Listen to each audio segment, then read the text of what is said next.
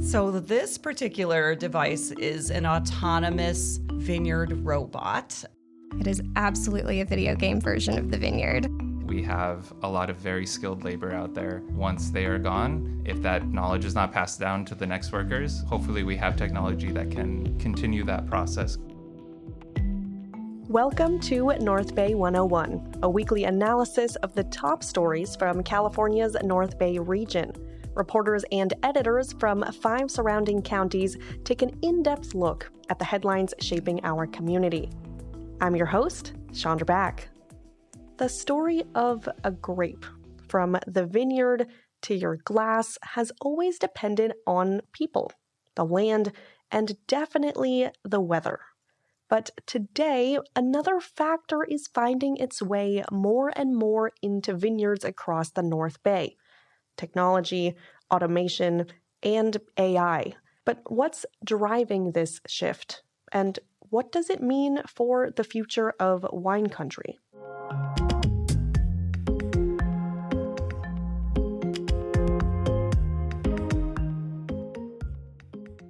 I'm joined this week by food and wine reporter Tina Caputo. She's been covering the wine industry for more than 20 years and recently got an up-close look at one of the newest tools making its way into North Coast viticulture.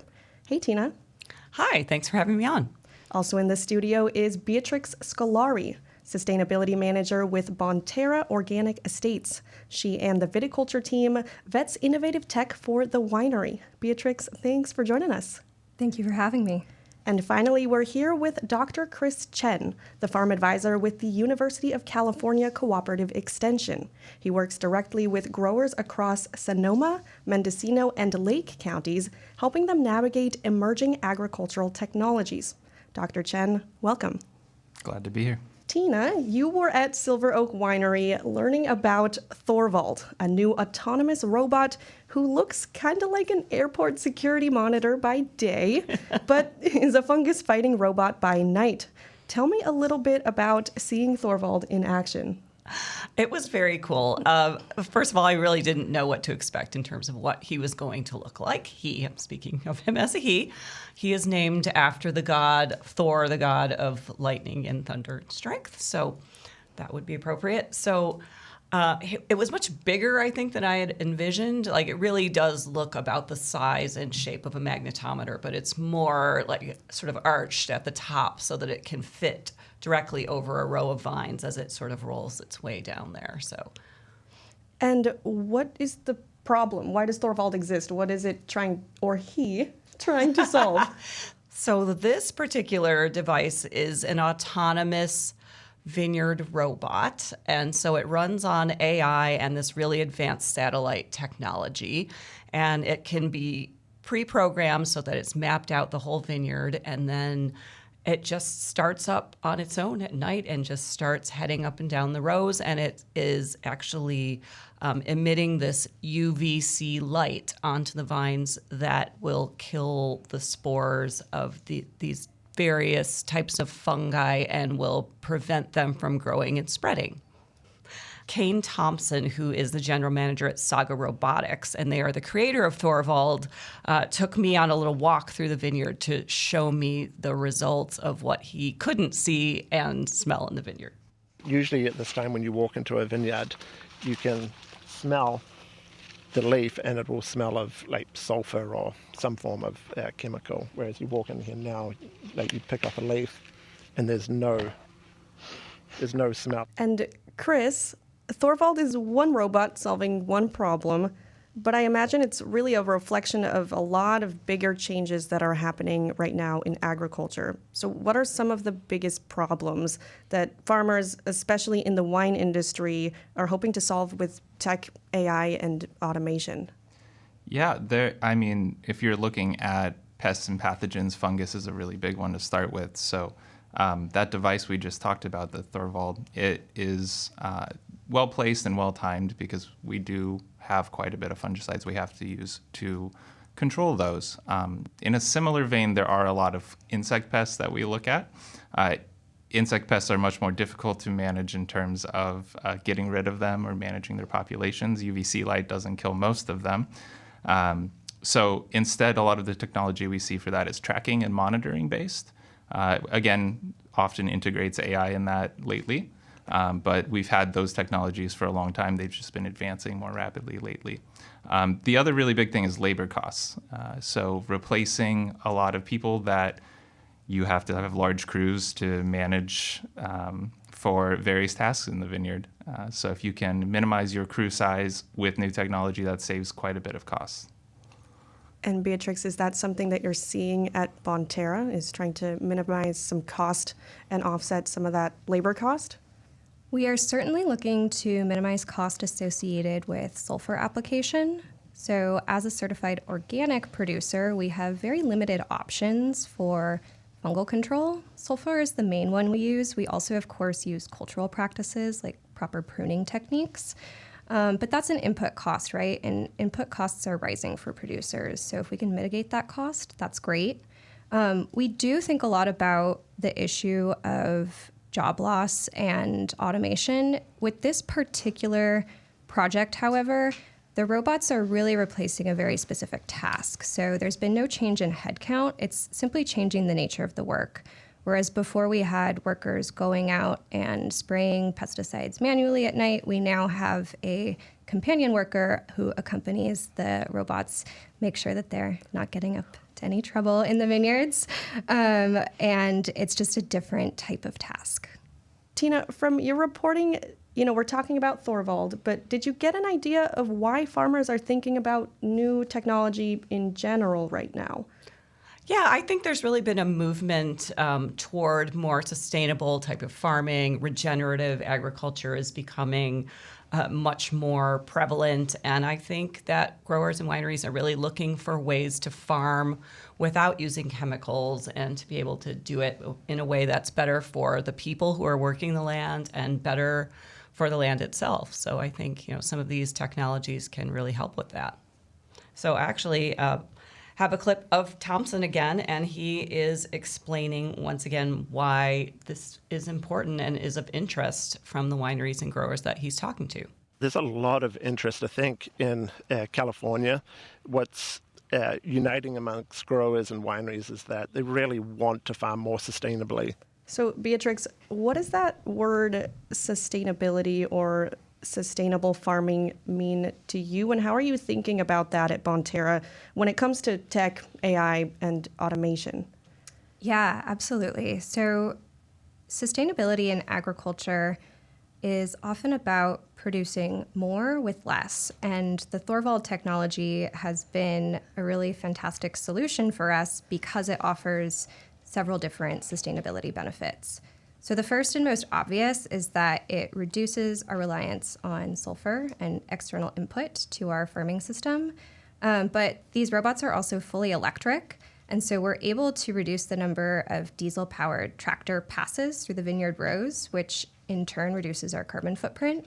And then, as you mentioned earlier, the robots are quite lightweight, and so they reduce soil compaction in the vineyard rows as well. We are regenerative farming practitioners at Bonterra, and so we're big on soil health, and reducing compaction is key.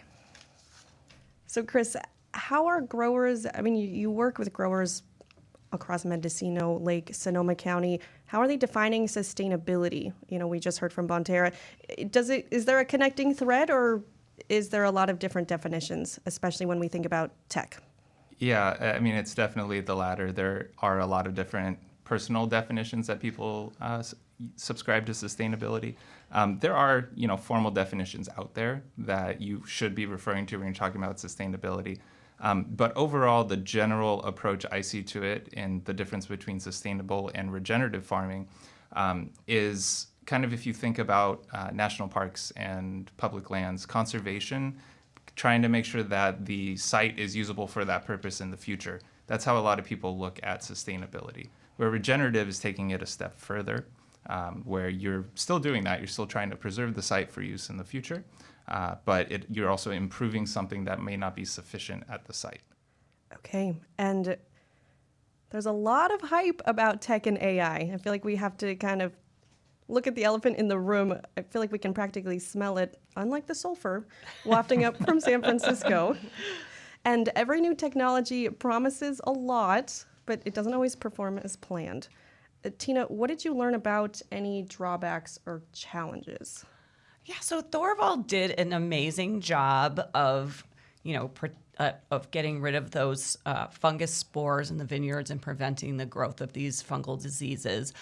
But where he was operating was basically on a very flat valley, very straight rows. And, as we all know, that's not how all vineyards are laid out here in Northern California. So Norm Peters, who is the head of vineyard operations at Silver Oak, explained a little bit about some of the challenges that he's seeing with Thorvald. There's been hiccups just like any spray program on hills, but there's another model, I'm told, that will really get those hills next year. But on the flatland like this, we've been super pleased with it. And Chris, can we zoom out for a second, apart from just Thorvald? What are growers telling you about the challenges of implementing new technology, whether it's AI, automation, anything? Yeah. So I would say one of the major things that I've seen challenges with is just adapting to new systems. Most of these new technologies have some kind of proprietary software or subscription or something that the growers have to acclimate to in order to use properly. And not everybody wants to do that. That is a challenge that, sometimes they're used to one software running several devices instead of a different software for each one. So what do you mean by subscription?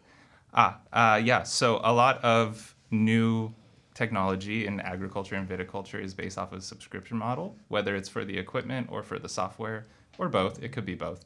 And similar to how we subscribe to streaming services, for instance, you get the right to use that software or that device if you pay it. Okay.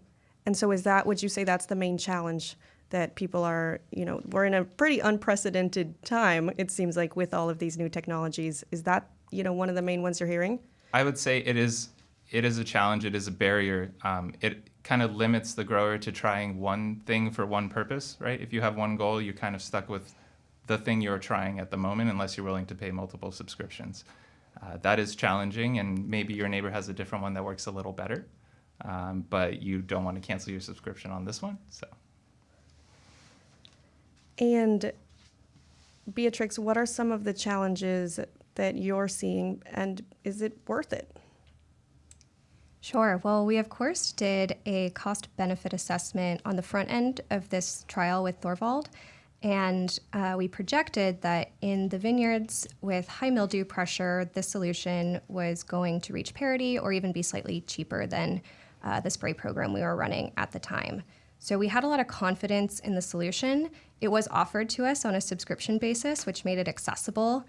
Purchasing these robots outright would require a large capital investment, which is risky and not always possible for producers. So that was really critical. And then when it came to deployment, our biggest challenge was actually in figuring out a safety protocol for these robots, not because they're unsafe, but because they are novel. We had to navigate Cal OSHA's guidance on autonomous farm robots for the first time. And so there was a learning curve involved in that process, but we're ultimately very happy that we ended up with a robust safety program for using these robots. And I'd love to go back to cost for a second. I don't know anything about the cost of robots, but my assumption is that they're not cheap. That is indeed true, but we're able to kind of scale down the cost, especially for year one. We're only using robots in 3 of our estate vineyards in Mendocino County, and that scalability gives flexibility to the producer, so we were able to basically scope out a trial project that fell within our budgetary needs. And just for any listeners, Bonterra, how long has it been around, and what makes it available to you and these resources? Yeah, Bonterra was previously Fetzer Vineyards. We rebranded a while ago, but the ethos of the Fetzer family still lives on. So the Fetzers were among the first cohort of certified organic wine growers back in the early 90s. And since then, we've always tried to be on the forefront of sustainable agriculture. Like I said, we're one of the largest organic wine producers, so we try to use that position of influence to be a catalyst for change in the industry. And Chris, as someone who's working with a lot of different growers, I'm assuming we're seeing from the spectrum of really established wineries into mom and pop shops. What does implementation of tech look like in that sense? Yeah. I think the first thing to think about is that for most farming, the margins are pretty thin. Your revenue or your return on investment per acre is relatively thin. So larger operations with a lot more resources are more capable of trying new technologies out. And that's good for everyone in the long run because it's more of a proof of concept. It can show the neighbors, does it work? Does it not work? For the smaller growers that can't really afford to take too many risks, they can look at their larger neighbors like Bonterra and they can say, okay, that worked for them. I'm going to also invest in that. So across the board, are growers having interest in implementation? Is one of the main barriers then cost? Or what is the overall opinion about using tech, AI, and automation in farming? Yeah, I would say in viticulture, because that's what I focus on, there are a lot of people that are open to trying new things, right? They're open to trying all these. Really, the limitation on it is the risk that it poses to them to adopt these new things. When you're breaking even, I guess, you're not going to often risk a lot of investment on a new thing that might not work. I think that's the primary barrier there for that. And Beatrix, I know that you've been working with Thorvald a lot. Is there any other implementation of tech, automation, AI that Bonterra is working with? Yes, we have some exciting analytical solutions, both in use and in development. We work with a technology partner called Agrology to collect continuous ground truth data on ecosystem health in our vineyards. We are also in the early stages of developing a digital twin of one of our vineyards, which is essentially a digital platform that takes in a large tranche of farm data. That's irrigation data, fertility data, foliar and soil analysis, and creates a digital version of the vineyard where we can predict the outcome of management changes on environmental impact and yield. So a digital twin, I don't want to use the word like video game or like... It is absolutely a video game version of the vineyard. Wow. Okay. That's really cool. And Chris, 5 to 10 years from now, what impact do you hope that tech and automation has on the California wine industry? I mean, there's so much going on with it. I have a feeling there's going to be quite a large variety of impacts that it's going to have. My hope is that it makes farming approachable for a lot of people, especially with grapes. Right now, we have a lot of very skilled labor out there doing a lot of the work. They know the vineyards, they know the practices. A lot of them are already at retirement age. And once they are gone, if that knowledge is not passed down to the next workers, hopefully we have technology that can continue that process going forward so we can continue to farm grapes the way we do and hopefully also improve the way we grow grapes in terms of quality, yield, control of pests and diseases. And my last question is, when we think about AI, a lot of times people will think about things that are scary or sci-fi related. When you think about the future of viticulture, is it positive, negative, a mix of both? What are growers saying? Yeah. So the production of wine is a very ancient thing to humanity as a whole. It's had its ups and downs, and it's had its ups and downs here in California as well. I have a feeling it's going to return or at least persist in some way here. And I have a feeling that 5-10 years from now, we'll see that the market is adaptable. It can acclimate to new challenges relatively quickly with the help of this technology. And I'm hoping that it improves just the quality of what we do. Okay, well, thank you all so much for joining me in the studio, in person. We really appreciate it. Thank you. Thanks. Thanks. Thank you for joining us for North Bay 101, where each week KRCB and North Bay journalists bring you the stories shaping California's North Bay. Our thanks to today's reporters and guests. For more updates, follow along at krcb.org. New episodes drop every Friday on YouTube, the NorCal Public Media app, all major podcast platforms, and right here on KRCB 104.9, Sonoma County's NPR station. This episode of the North Bay 101 was edited and produced by Max Allen, engineered by Mark Prell, production support by Greta Mart and Noah Abrams, with digital support by Kelly Olson. KRCB-FM is managed by Catherine Nelson, President and CEO Darren Lachelle. I'm Chandra Back. The nation's founders recognized a free press as an essential protection for the people. Today, KRCB's newsroom carries that responsibility with reporting that's accountable to the community we serve. Support trusted local journalism at krcb.org. Thanks for tuning in. We'll see you next week.